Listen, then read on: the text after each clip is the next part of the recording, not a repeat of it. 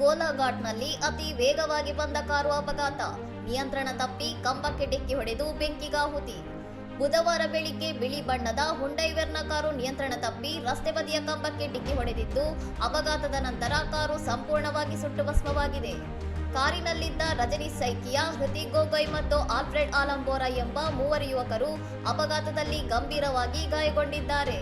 ಗಾಯಾಳುಗಳನ್ನು ಸ್ಥಳೀಯರು ತಕ್ಷಣವೇ ಚಿಕಿತ್ಸೆಗಾಗಿ ಸ್ವಾಹಿದ್ ಕುಶಾಲ್ ಕೊನ್ವಾರ್ ಸಿವಿಲ್ ಆಸ್ಪತ್ರೆಗೆ ದಾಖಲಿಸಿದ್ದಾರೆ.